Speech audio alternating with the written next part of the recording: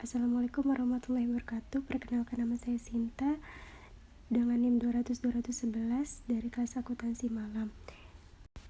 Sebelumnya saya memohon maaf karena tidak bisa hadir perkuliahan offline hari ini, dan saya juga berterima kasih kepada Ibu Sri Setiawati untuk bisa mengizinkan perkuliahan online pada hari ini. Baik, judul yang saya ingin sampaikan yaitu Sistem pengeluaran kas untuk pembayaran utang. Detail pembahasannya yaitu pengertian sistem informasi akuntansi, gambaran umum perusahaan, pembahasan sistem pengeluaran kas untuk pembayaran utang. Pengertian sistem informasi akuntansi menurut Mulyadi, sistem akuntansi adalah organisasi formulir, catatan, dan laporan yang dikoordinasi sedemikian rupa untuk menyediakan informasi keuangan yang dibutuhkan oleh manajemen dalam pengelolaan. Tujuannya yaitu 1. Menyediakan informasi untuk pengelolaan kegiatan usaha baru. 2. Memperbaiki informasi yang dihasilkan oleh sistem yang sudah ada, baik mengenai ketepatan penyajian maupun struktur informasinya. Yang ketiga, memperbaiki tingkat keandalan informasi akuntansi dan menyediakan catatan lengkap mengenai pertanggungjawaban dan perlindungan kekayaan perusahaan. Yang keempat, yaitu mengurangi biaya klerikal dalam penyelenggaraan catatan akuntansi. Unsur-unsurnya itu yang pertama, formulir adalah dokumen yang digunakan untuk merekam terjadinya transaksi, contohnya yaitu bukti kas keluar, faktur penjualan, dan lain-lain. Yang kedua, jurnal, yaitu catatan akuntansi pertama yang digunakan untuk mencatat, mengklasifikasikan, serta meringkas data keuangan dan data lainnya. Contohnya yaitu jurnal penjualan, jurnal penerimaan kas, jurnal pembelian, dan lain-lain. Yang ketiga, ada buku besar, rekening-rekening yang disediakan sesuai dengan unsur-unsur informasi yang akan disajikan dalam laporan keuangan. Kemudian rekening ini juga digunakan untuk meringkas data keuangan. Buku pembantu. Yang keempat, yaitu buku pembantu terdiri dari rekening-rekening pembantu yang merinci data keuangan yang tercantum dalam rekening tertentu dalam buku besar. Contohnya yaitu buku besar pembantu piutang dan buku besar pembantu utang. Yang kelima adalah laporan keuangan, catatan informasi keuangan dari suatu perusahaan pada suatu periode tertentu akuntansi. Perusahaan yang saya ambil dari judul tersebut yaitu PT Kimia Farma Semarang. PT Kimia Farma adalah perusahaan industri farmasi pertama di Indonesia yang didirikan oleh pemerintah Hindia Belanda pada tahun 1817, yang didirikan berdasarkan akta pendirian tanggal 4 Januari 2003. Sejak tahun 2011, Kimia Farma Apotek menyediakan layanan kesehatan yang terintegrasi meliputi layanan farmasi, klinik kesehatan, laboratorium klinik, dan apotek. Dengan konsep One Stop Health Care Solution, sehingga semakin memudahkan masyarakat mendapatkan layanan kesehatan yang berkualitas. Dalam perusahaan PT Kimia Farma Semarang memiliki visi dan misi. Visinya itu menjadi korporasi bidang kesehatan terintegrasi dan mampu menghasilkan pertumbuhan nilai yang berkesinambungan melalui konfigurasi dan koordinasi bisnis yang sinergis. Misinya yaitu 1. Melakukan aktivitas usaha di bidang industri, kimia, dan farmasi, perdagangan dan jaringan distribusi, retail farmasi, dan layanan kesehatan, serta optimalisasi aset. Yang kedua yaitu mengelola perusahaan secara good corporate governance dan operational excellence didukung oleh sumber daya manusia yang profesional. Yang ketiga, memberikan nilai tambah dan manfaat bagi seluruh stakeholder. Di sini ada struktur organisasi PT Kimia Farma Semarang.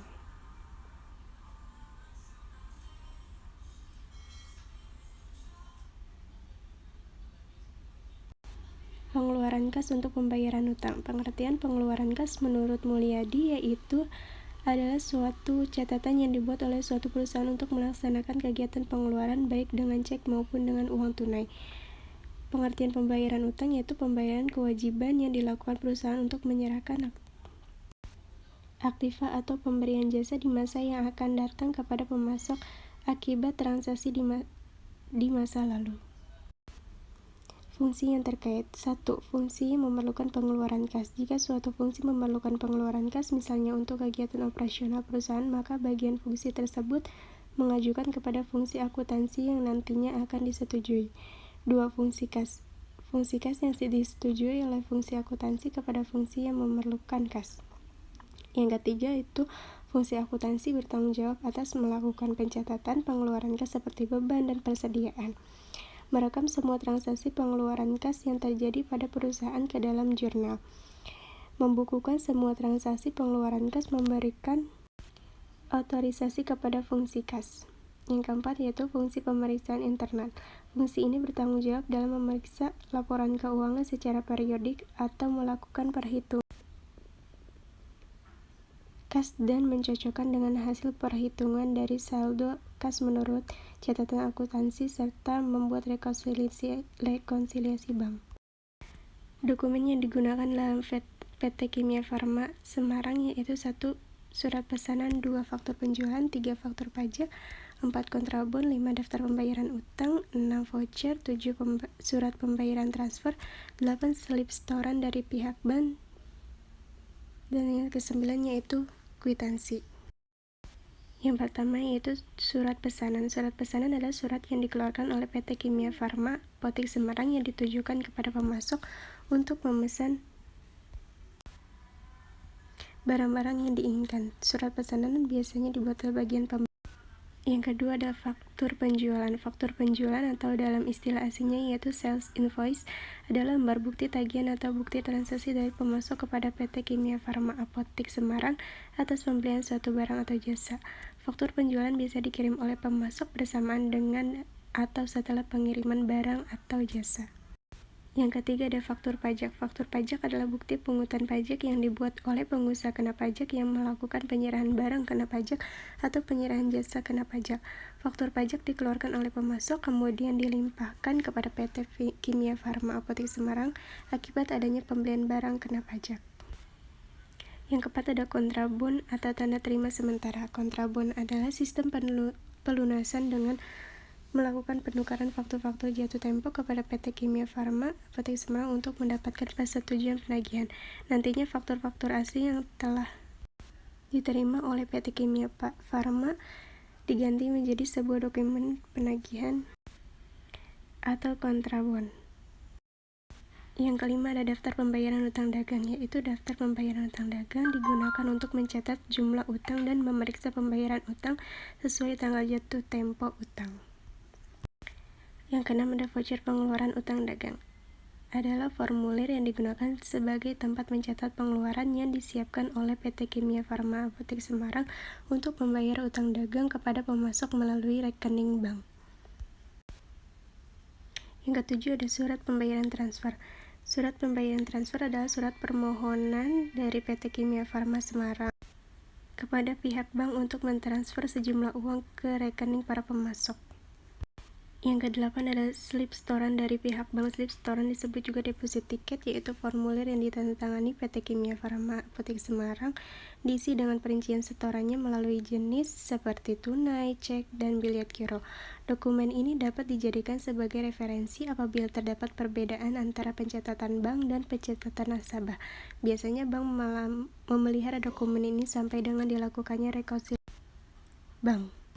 Yang ke-9 ada kwitansi. Kwitansi adalah tanda terima uang yang ditandatangani oleh pemasok yang dikirim ke PT Kimia Farma Apotek Semarang yang berisi keterangan untuk membayar barang dagangan yang telah dipesan sesuai dengan faktur penjualan Apotek Semarang.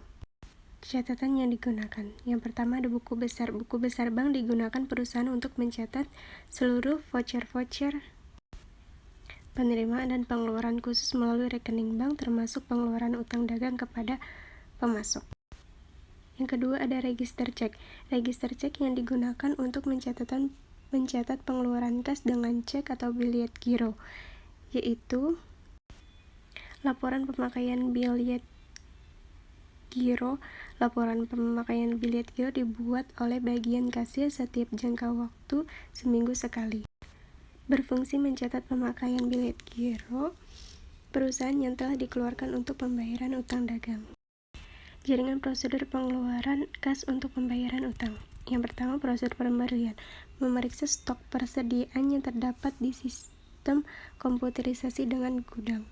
mengirim surat pesanan kepada pemasok yang telah dikirim, memeriksa barang yang telah dikirim oleh pemasok sesuai dengan faktur penjualan dan surat pesanan. Yang kedua ada prosedur penerimaan, yaitu fungsi gudang menandatangani faktur penjualan dan pemasok sebagai tanda bahwa barang telah diterima. Yang ketiga ada prosedur penitipan faktur, yaitu dalam fungsi ini inkaso menyimpan dan atau mengarsipkan faktur penjualan yang telah ditandatangani oleh fungsi gudang dan faktur PPN dari pemasok. Faktur penjualan dan faktur PPN dikeluarkan kembali seminggu sebelum jatuh tempo. Yang keempat ada prosedur pencatatan utang. Dalam prosedur ini, fungsi akuntansi memeriksa dokumen-dokumen yang berhubungan dengan pembelian, membuat daftar pembayaran utang dan voucher pengeluaran bank. Yang kelima ada prosedur pembayaran utang dagang. Dalam prosedur ini, fungsi keuangan melakukan pembayaran utang melalui rekening bank kepada pemasok. Biasanya metode yang digunakan dalam pembayaran utang dagang yang digunakan perusahaan yaitu dengan pembayaran kas melalui rekening bank dengan mengisi cek atau bilet giro atau from transfer melalui persetujuan bank yang bersangkutan. Di sini ada flowchart PT Kimia Farma Semarang. Bagian pembelian memeriksa pengadaan barang dagangan yang perlu dibeli, kemudian membuat surat pesanan sebanyak 2 lembar. Lembar pertama dikirim ke pemasok dan lembar kedua dikirim ke bagian gudang. Bagian gudang menyimpan surat pesanan tersebut secara permanen dalam arsip berdasarkan nomor urut. Setelah mengirimkan surat pesanan, pihak pemasok mengirimkan faktur penjualan dan faktur PPN. Bagian pembelian memeriksa faktur-faktur tersebut sesuai dengan barang yang diterima, kemudian mengirimkannya ke bagian gudang bersamaan dengan barang dagangan. Faktur penjualan tersebut dan mengirimkannya ke bagian penitipan untuk disimpan sementara dalam arsip sesuai dengan tanggal jatuh tempo selama fungsi akuntansi atau bagian administrasi hutang dagang belum menerima kontrabon atau tanda terima sementara dari pemasok. Kontrabon atau tanda terima sementara yang diterima oleh fungsi akuntansi atau bagian administrasi hutang dagang dari pemasok biasanya 1 minggu sebelum jatuh tempo dan dibuatkan daftar pembayaran hutang dagang. Kemudian bagian penitipan mengirimkan faktur penjualan dan faktur PPN ke fungsi akuntansi atau bagian administrasi hutang dagang dan dibuatkan voucher pengeluaran bank hutang dagang. Daftar pembayaran hutang dagang, voucher pengeluaran bank, faktur penjualan, dan faktur PPN dikirimkan ke fungsi keuangan atau bagian kasir.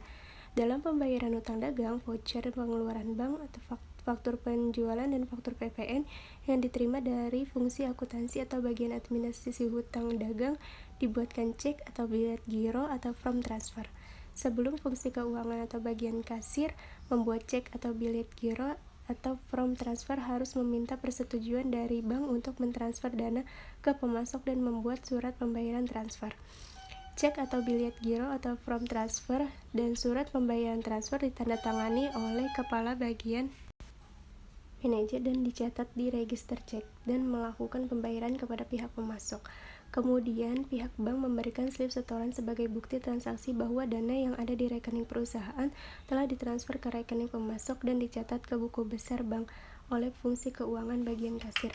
Pihak pemasok mengirimkan kwitansi sebagai tanda bukti bahwa dana faktur penjualan, faktur PPN, kontrabon, daftar pembayaran utang dagang, dan kwitansi dari pemasok disimpan secara permanen dalam setiap arsip sesuai dengan abjad. Sekian presentasi hari ini. Apabila ada kesalahan, mohon maaf. Wassalamualaikum warahmatullahi wabarakatuh.